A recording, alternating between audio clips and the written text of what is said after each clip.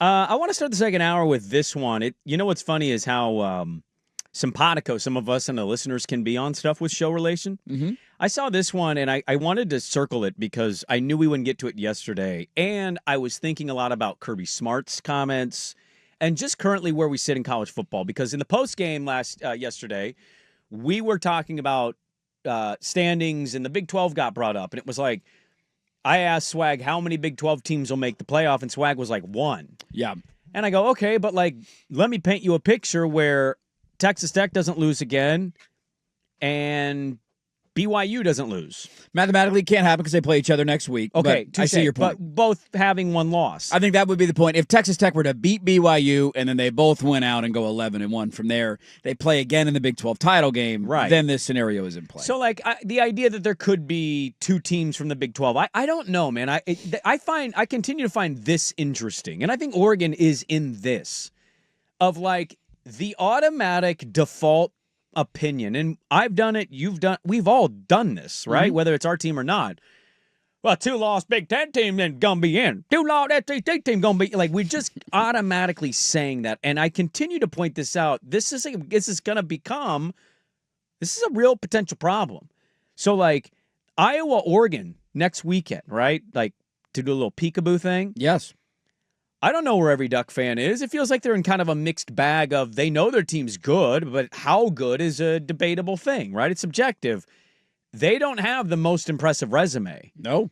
And I just wonder, can you afford to lose next weekend and still make it as a 2-loss team? Because we continue to say 2-loss SEC, 2-loss Big Ten. Look at how many teams might end up with 2 losses. It's more than 12. Actually, it's more than 11 because the group of 6 is going to get a team in. So you have to really ask yourself, can an Oregon even afford one more loss? And I'm not convinced they can, because I don't know how you're going to sort out the entire mess that potentially exists if you're just in the Big Ten, for example, and say Ohio State, Indiana, and then if Oregon is to drop one to Iowa, well, what if Iowa finishes above Oregon? Is Iowa going to get in? Okay, that means Oregon's going to get in. Like, I don't know what it's going to require resume-wise if Oregon drops. And I'm not convinced they will get in, even though they're a really notable brand and it's an entertainment product. Yeah, I mean, I think the answer to that question, if they were to lose, would be revealed in the next CFP rankings. Now, obviously, if they lose a third game, they would be out. But if they are to lose to Iowa, where do they go in the rankings? Where are they at right now in the AP? 7th? Is that where they're at? 6th. They held 6. Okay. Yeah. Hold it. How about that? They hold it 6 after that game against Wisconsin. All right, that's surprising to me, but sure, why not? Like, do they fall to 11th? Do they fall to 12th? Where do they go if they lose to Iowa? So that's the whole thing. Like, if they are to lose that game, they're not going to fall out of the top 20. They're not going to tumble that far. And then you imagine other teams are going to lose around them. I see the theory, though, and you're not wrong. Nothing is a guarantee because we don't know how the rest of the conferences are going to shake out. And I know I beat this like a dead horse, but I'm going to continue to do it because I think ultimately it's the best thing for college football. This is why we need automatic qualifiers.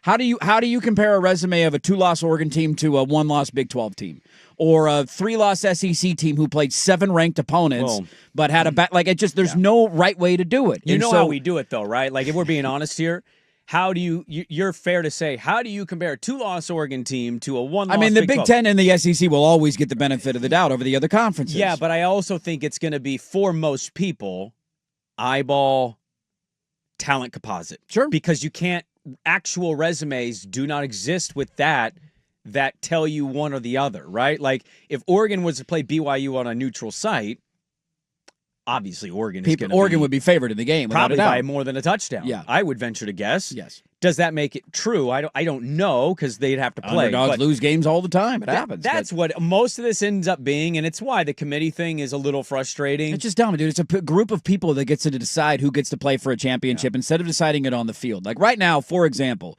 if you had the expanded playoff automatic qualifier setup, which I still think we're ultimately going to get to. Right.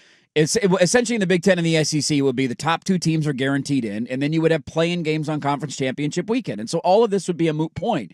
Right now, your play-in games in the Big Ten, you would get Indiana and Ohio State would be automatically in the playoff because they're the top 2 teams. Oregon would play USC, winner goes to the playoff, and Iowa would play Michigan, winner goes to the playoff. Now, that's just where the current standings are at. That would obviously change by the end of the year. Sure. Because some of those teams will play each other, so it would look different. But that's just if the season were to end today. And in the Big 12, you would have BYU automatically in, and then Cincinnati and Texas Tech would play each other, and the winner of that game would go in. Or in the ACC, right now, I think it'd be technically Georgia Tech. The ACC is an absolute mess, considering conference records and all that. And then you would get 2 and 3 would play each other, and the winner of that game goes to the playoff. And so it takes a lot of this debate and this how do you compare resumes and strength of record and strength of schedule, and it just takes it out. Eliminate all that stuff, settle it on the field, and if the smaller conferences, I think, would be smart to sign up for this, because one of the arguments we've made about the Big 12, they don't want to do this because they want to say, let our resumes speak for themselves. This year is going to be a fascinating year to see how it's handled. Right now, they have 4 teams who are 1 loss or better on the season. Houston 7-1, which God, that one stings for Oregon State. They should have beat them. Texas Tech is 7-1. Cincinnati is 7-1, and their only loss was in Week 1 in Nebraska. They've won 7 consecutive games, and then BYU was undefeated. I tend to agree with Swag on the point that I would be shocked if more than one Big 12 team got into the college football playoff. And an expanded playoff with automatic qualifiers, they're guaranteed 2 spots every single season. But we'll see how it shakes out. If BYU slightly loses at Texas Tech, they both win out, then maybe they both end up getting in because you're not going to punish the loser of a conference title game.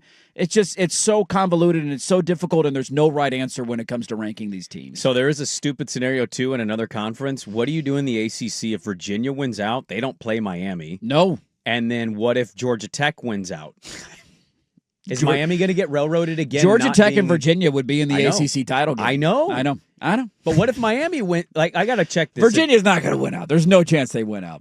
I feel confident in saying that. Save this for whenever they do, but Virginia will lose another game, guaranteed. Virginia's not that good of a football team. I tend to agree with the opinion. They should have lost to Washington State. They should have lost to North Carolina last week. Like, they just keep it. They're at Cal, Wake Forest. They're going to lose this Duke. weekend. Mark it there, right there. They will lose to Cal this weekend. Are you just going to keep saying it until they lose? Okay. They will lose to Cal this weekend. I'm just saying there's a scenario where they do win out, and that, like, I find this interesting because I want to ask you, we're against it already, but I find this to be a fun debate about the sport because we don't, even though they've expanded to 12, the NFL now is in 14, right? Mm-hmm. With the addition of the wild card and making 7 in each. Yeah.